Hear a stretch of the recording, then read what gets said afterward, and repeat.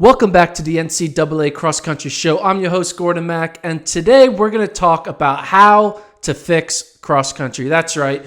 We need to fix it. People talk about this. They tweet about it. They post on message boards about it. How do we fix cross country? How to make it more popular? Well, I took some time during this past week, and I think I figured out the solution. Because, let's be honest, guys and girls, we have a problem.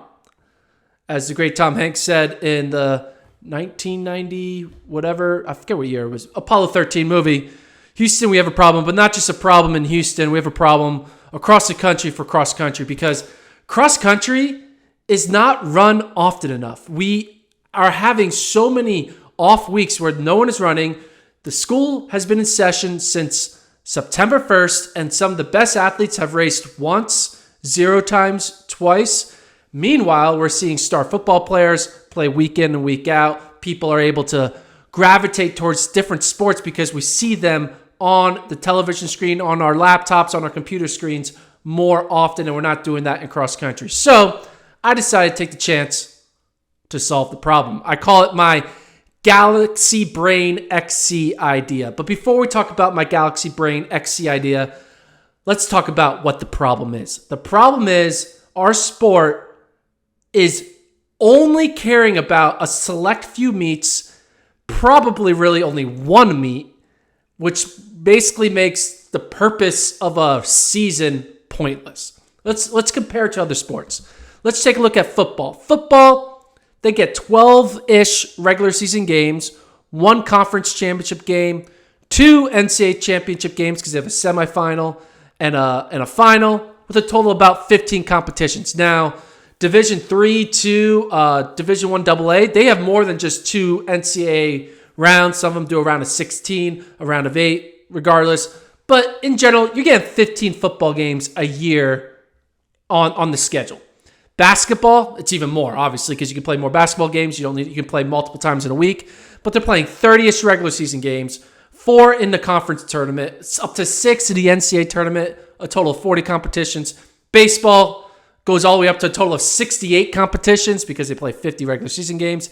And soccer, somewhere in the middle, they do about 20 regular season games, maybe a Final Four for conferences, and then like 5 rounds for NCAA champs for a total of about 27 to 30 competitions.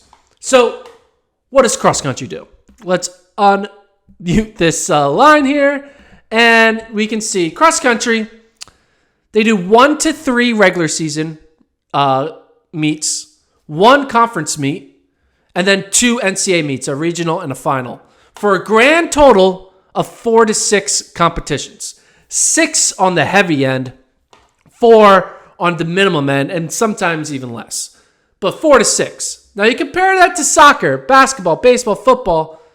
It is night and day a lack of competition we're seeing in cross country. Now, before you start chatting, hey, playing a football game is not the same thing as running 10,000 meters, all that stuff. I will get to that later. But let's just talk about from a fan perspective, not the athlete perspective. From the fan perspective, we're not seeing a lot of cross country because the runners and the coaches aren't competing often enough the way they are in basically every other sport. So let's kind of highlight some of the reasons why this sucks. Let's look back like Grant Fisher. Grant Fisher, his freshman year, he just won Foot Locker back-to-back years, breaks 4 in the mile in high school. Freshman year, he comes in and he races twice, Pac-12s and NCAAs. And it's not like he got 17th in NCAAs, so like he was able to race with the best in the NCAA level as a true freshman. But Coach Milt was like, no, you're only racing twice. It's like we should not be seeing the star true freshman just twice. And then you have teams doing crazy things. Now, this can get a little controversial, but everyone remembers back in 2017, the Portland men, they so-called sandbagged or purposely lost their conference meet against BYU. You can see here, BYU's perfect scored Portland. And you know that Portland clearly wasn't putting a full faith effort here because about 3 weeks later, Portland beat BYU at the national championship. So clearly Portland held out 3 of their top 5 guys. and ultimately put all their eggs in the NCAA basket. And let's be honest, Coach Rob Connor, the athletes, they're incentivized to do that. He's going to be able to go home with a second-place national trophy, and Coach Ed Eyestone, I'm sure he's going to be like, my West Coast Conference Championship trophy isn't as beautiful as a second-place trophy at NCAAs. And it happened even recently with NAU. Some people thought NAU was pulling a Portland. Remember last year, the eventual NCAA champions who won with a staggering low score, they lost their conference meet because they didn't run 3 of their top 5 guys. Now, talk to the coach. Nico Young was supposed to run this race, but he had a little injury, and once you pulled Nico Young out, they dramatically lost. They only lost by 3 points, so they still put together a competitive thing, and Southern Utah actually turned out to be like a top 15 team. So this was just one person away from being an NAU win and feeling normal. But regardless, what I'm trying to get at is the coaches aren't telling their athletes to run often. The athletes aren't doing it, especially the younger athletes. And the schedule just doesn't allow for it. I mean, we look at this schedule. There's only 2 NCAA meets. There's only 1 conference championship. And there's only like 1 to 3 regular season meets that are on a team schedule. So, we have a problem. There's not enough cross country. We need more cross country in this world. We need more NCAA cross country show episodes in this world. So make sure you like and subscribe. So let's talk about how we can solve this problem. First, let's figure out how to kind of make it. Let's look at football. I feel like they figured it out, right? Most popular sport in the NCAA. They got billions and millions of dollars. I think they're doing something right. So, what are they doing? And what's their schedule look like? Let's look at football. Let's take this 2021 fall season. School starts around September 1st. Football, you can see they have a regular season that's 13 weeks typically. They have 1 week that's conference weekend where, ACC championship, Big Ten championship, etc. And then there's a little bit of a break. And then over a 2-week span, they have all the bowl games and the Final Four for football. So like 2 technically weekends of NCAA postseason competition. Now you compare to what cross country's doing. While we do have 2 weeks of NCAA competition and 1 week of conference competition, very similar to football, before that, it is nothing. Again, football, we're doing 13 weeks of football. Cross country, we're doing 1, which is coming up this weekend, pre-nats and Nuttycombe. And then for the remaining 12 weeks, we're maybe running 1, maybe 2 races where we're running half our team, sometimes tempoing. It's a bunch of nonsense. B teams, A teams. It's crazy. We're just like going out there running a C- squad, and then the A squad is doing a workout. It's all over the place, and it's not easy to follow. Now, some will say, I'm talking about this Galaxy Brain XC idea because what Notre Dame did at their home meet where they ran a JV squad instead of their number 2 nationally ranked A squad at their home meet, which is true because while I don't blame Sean Carlson for doing that, I don't blame the athletes for accepting that decision because it could be the right decision for them to be the best team in November. So I'm not upset that you did it. I'm just upset that the cross-country sport forced you to do it. That's what I'm upset about. So what I'm going to do is I'm going to redesign cross-country that will force the Sean Carlsons of this world, the Rob Connors, to not do this little shake and bake, half in, half out, go only weight all in for NCAAs. So here it is. We got our season, right? It starts September 4th, 2021.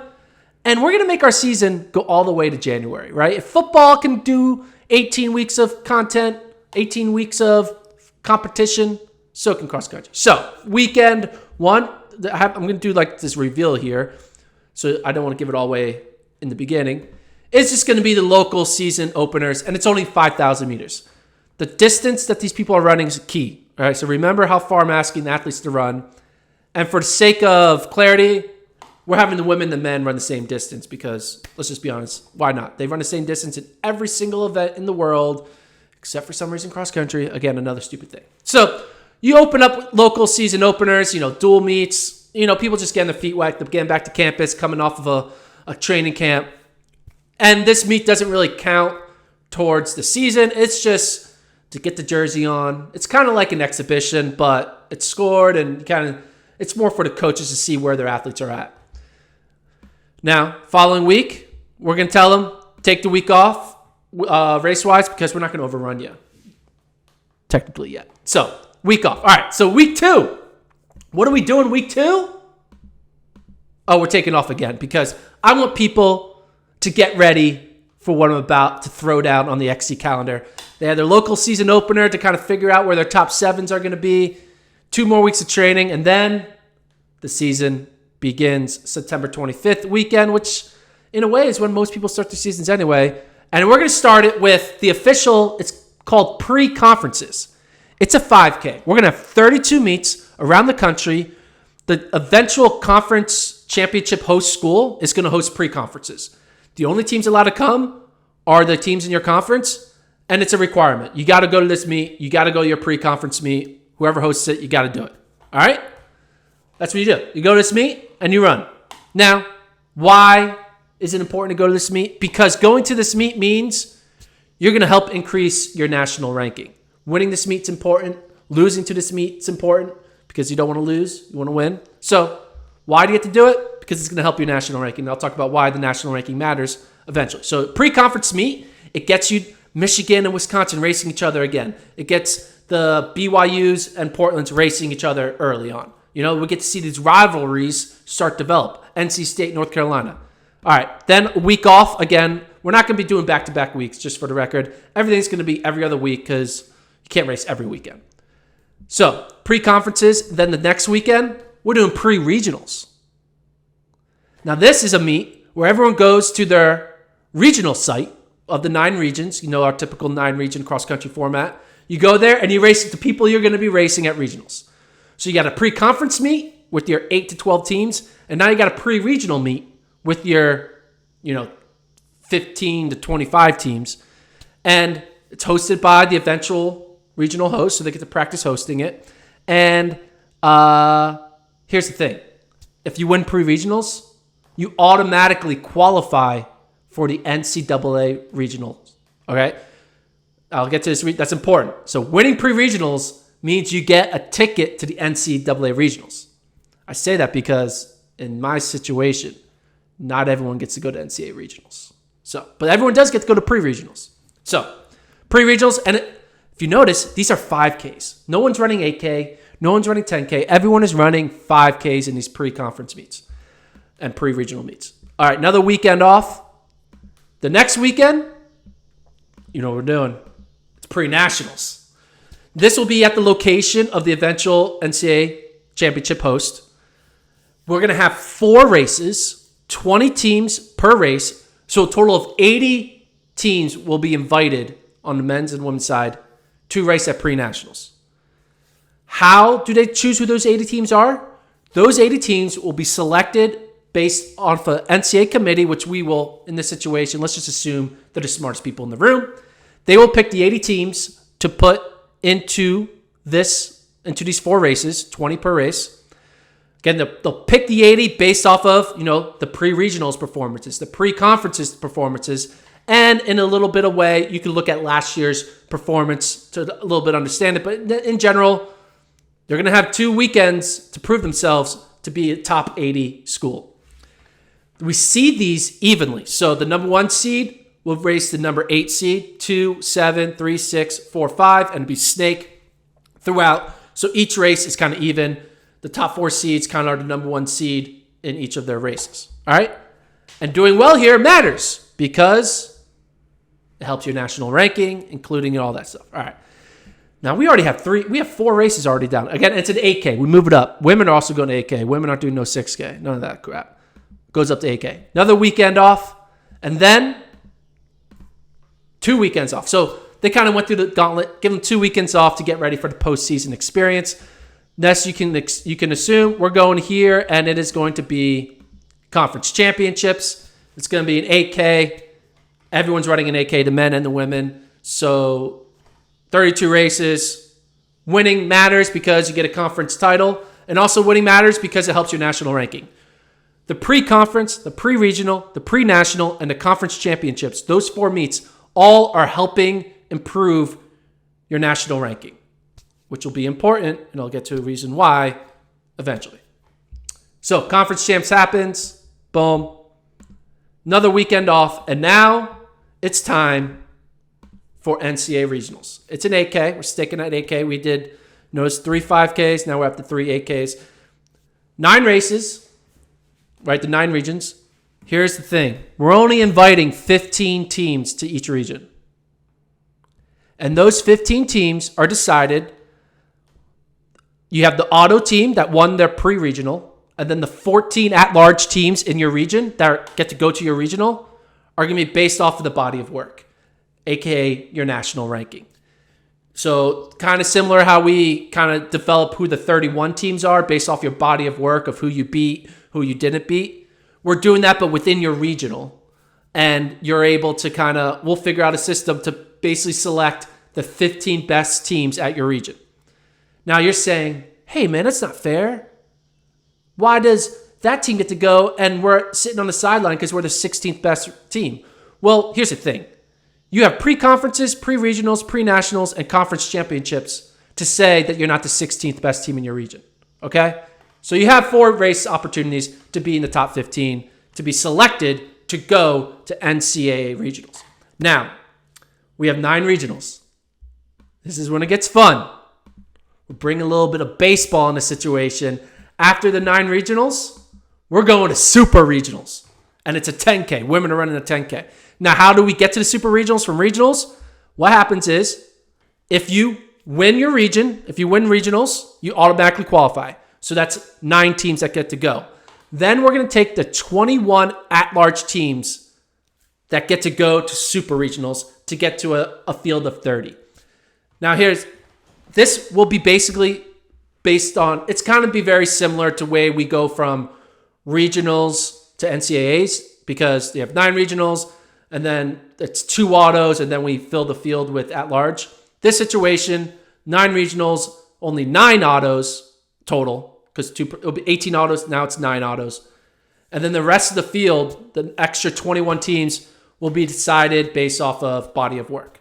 So, what I'm getting at here is, in order to get to NCAA Regionals, you need to have a body of work.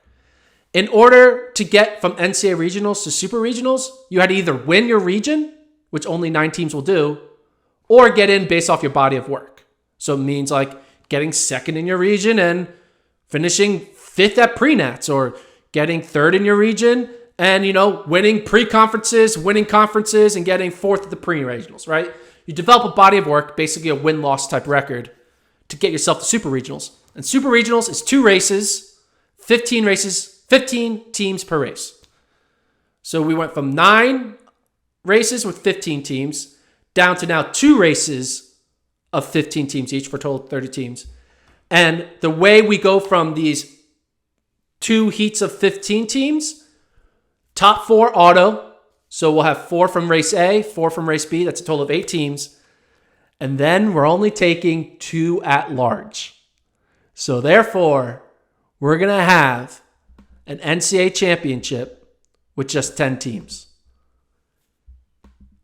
We went from 9 heats of 15 to 2 heats of 15 to now 1 heat of 10. And the reason why I do this makes super regionals matter, right? Because you won't be able to jog. You better podium at your super regional or you could be going home. So it's important. It's basically going to have the same type of stigma of importance as a national championship, which is great because now we're going to have, super regionals. I got to get through this. We got a podium. We got to make it to the big dance, It's like the first round of the NCAA tournament, the first 4 rounds of the NCAA tournament. You're just trying to get to the Final Four, right? You're just trying to win your bracket to get to the Final Four. This is going to be a situation where you're just trying to get out of the NCAA regional, get out of the NCAA super regional so you can be one of the final 10 teams. And then you have a 10-team national championship race winner. Then we crown our winner, crown our top 4, etc. So, This is what I'm talking about. We got a season opener. We got 1, 2, 3 regular season meets. And then you got 4 postseason type meets, conferences, NCAA Regionals, NCAA Super Regionals, NCAA Championships. And I know what you're thinking. Dude, we're not doing this. This is too much racing. That's the first. I have a list of things that you're going to complain about. Number 1, athletes are going to be way too tired to run 5K, 5K, 8K, 8K, 8K, 10K, 10K. Here's the thing. No one watches cross country to see a course record get broken or a world record on the grass get broken or see the fastest performances. All they care about seeing is people winning and losing. People dominating and falling apart. No one is looking at the clock. The only people who are really looking at the clock are people like, oh, okay, they went out slow or they went out fast. No one is like clock chasing in any of these cross-country meets. It's all about positioning. It's all about, we're going to go out conservative, then kick hard in the final 2K or whatever. No one is thinking about time because time doesn't matter. Who cares if you win every cross-country meet by 50 seconds? A win's a win. No one cares about time. And so in this situation, the eventual team champion in cross-country isn't going to be about the team that had the best day for 30 minutes on a random Saturday in November. It's going to be about the team that was able to show the most consistency, the team that was able to grind through a regular season and grind through the elimination rounds of NCAA Regionals and NCAA Super Regionals, and then also be able to keep it all together and put it all and then go for broke in the final round at NCAA Championships and win. When you crown an NCAA champion in this format, you know that they didn't just like show up. You know that this was work that had to be put in from September 1st to January 1st. Now I get it. Athletes are doing that work. But the thing is, it's all being done in workouts and in long-run trainings that no one is seeing and no one really understands the hard work you're putting into it. Let the fans and the viewers see the hard work unfold in a season that is going to have a lot of drama. It's going to have people having bad races, good races, getting in by the 1 point to go from regionals to super regionals, or getting in by 1 point to go from super regionals to championships. And the idea that they'll be too tired is just not true. 1, because everyone's going to be on the same playing field. Everyone is going to have to go through the same system win. No one's going to be able to sit out and then wait till the final race to run. So no one's going to have a competitive advantage because they're rested. Like, we're going to make a situation. First of all, let's assume that no one tries to cheat the system. They have to go through this gauntlet. How hard is it? Now, I know I'm not a professional coach. How hard is it to run a 5K, then 2 weeks later, a 5K, 2 weeks later, a 5K, 2 weeks later, an 8K, 2 weeks later, 8K, 8K, 10K, 10K, right? You're like, that's a lot of meters. That's a lot of Ks that we're going through in a 4-month span. If you're going to tell me that this is impossible to do in a 4-month span, I can't take you seriously, because it is. Safana San, in a 4-month span, was running 353 1500s, multiple 5Ks in like 14 teens, 2 10Ks, one of them being a world record, all in a 4-month span. Now I get it, not everyone is Safana San, but the idea that the body can only race a certain number of times, the reason why we believe that is because the body needs to be able to perform at its best at certain moments. And if you're over raced, you're going to be fatigued. You're not going to be doing it. But here's the thing. When people don't race on weekends, it's not like they're not running. They're still going out and doing a hard workout or going out and doing a long run. So what's stopping teams from, when they're running pre-regionals, they're not going to go out there and try to run a 13:35K on the track, on the grass.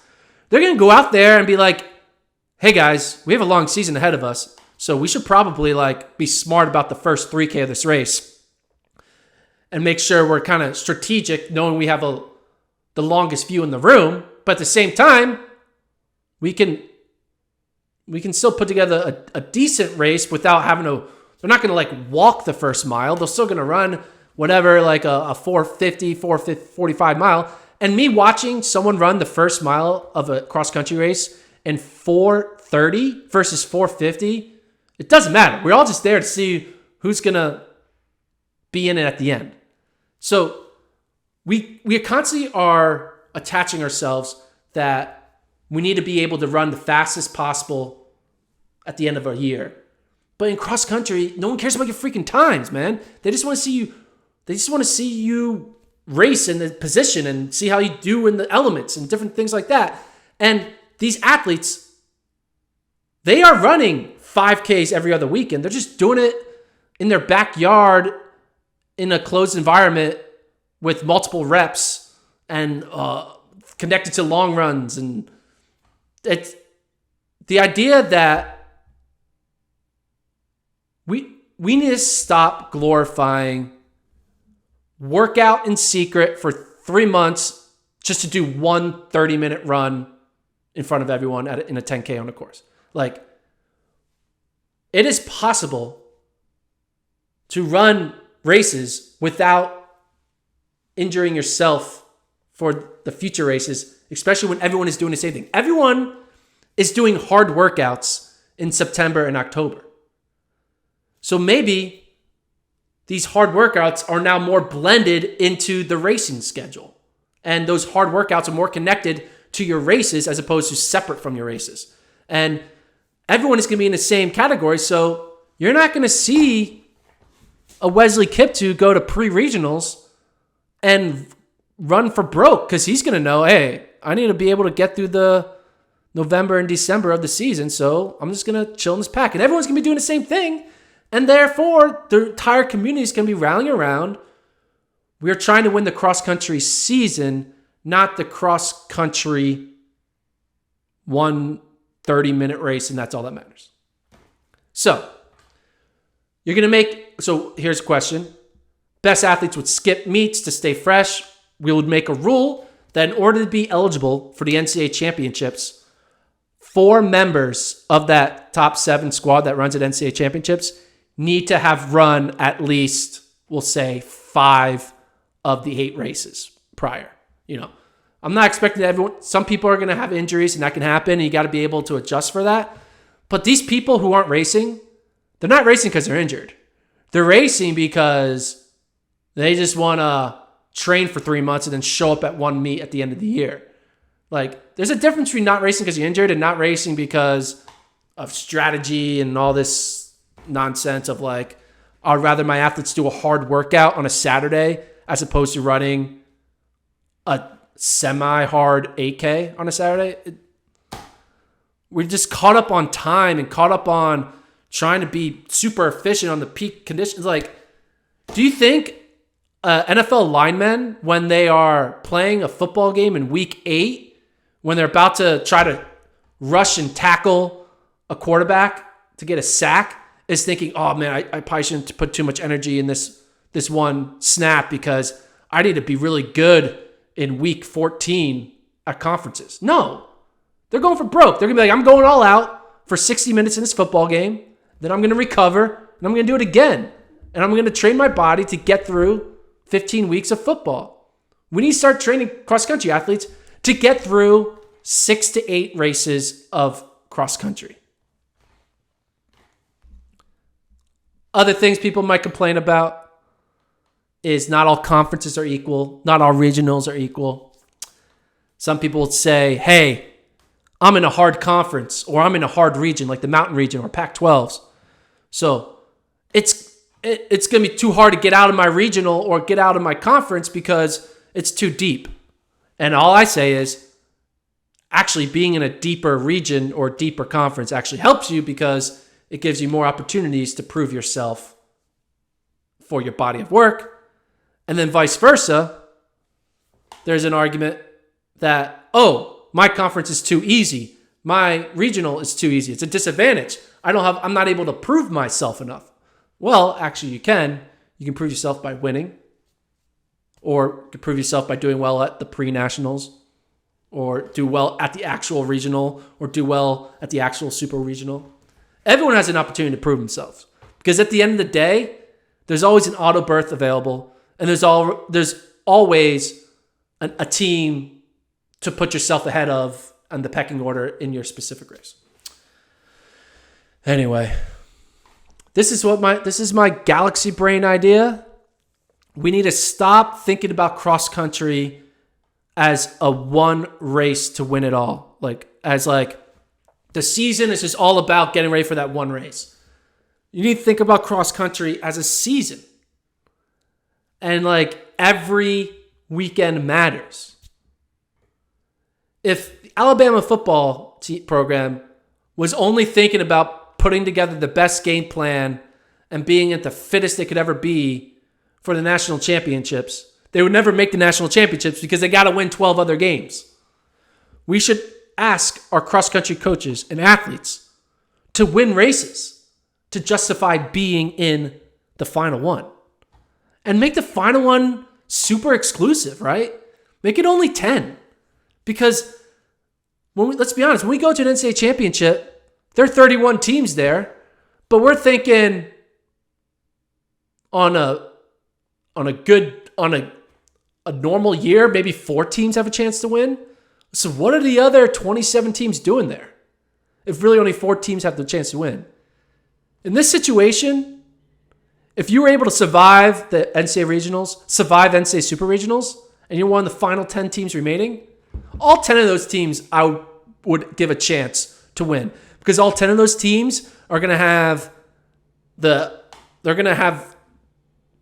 been forced to go through this situation. So all their bodies are going to be kind of equally fatigued going into this final race.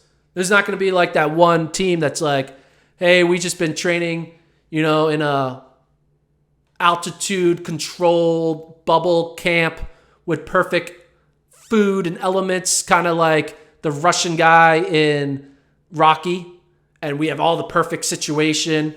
And everyone else is kind of disadvantaged because they're doing the Rocky style, running in the mountains multiple times, going to pre-nationals, regionals, conferences, all this stuff in the 10 feet of snow. No, everyone is going to be doing the Rocky training. Everyone's going to be grinding through an awesome regular season, and the fans are going to love it. We're going to see conference rivals race multiple times. Regional rivals race multiple times. National rivals race multiple times. And I'm telling you, watching the NCAA Super Regionals, where there are 2 races of 15 teams and only 10 move on to the national championships, will be must-watch television. It'll be like Squid Game, right? If you guys ever watched it, but without the death. So, anyway, that's my Galaxy Brain idea. I know you're going to have nitpicks. You're going to hate some of this. But the biggest nitpick of over racing, all this stuff, it's bullshit. Safana San ran 25,000 meters in 6 days at a world-class level and came away first, third. The body can handle this. We just have decided we're going to let everyone do nothing. We're going to let everyone just have short regular seasons. Because here's the thing. If Notre Dame's going to rest everyone, that means I probably should rest people. Okay, now I should be resting people. And now it's a domino effect. And everyone is resting people because one team decided to take that angle. And so it's a domino effect. No one is going to overrun themselves when some of the top teams are being super cautious about racing. But that's only because the system allowed them to be cautious. If you take away the incentive to be cautious and only incentivize putting in a good faith effort, then everyone will put in a good faith effort, and we would have a great national championship. Must-watch TV. Anyway, I'm Gordon. Thanks for watching. Please like and subscribe. This is my Galaxy Brain XC idea. Back next week to kind of recap the craziness of Nuttycombe and pre-nets. See you later.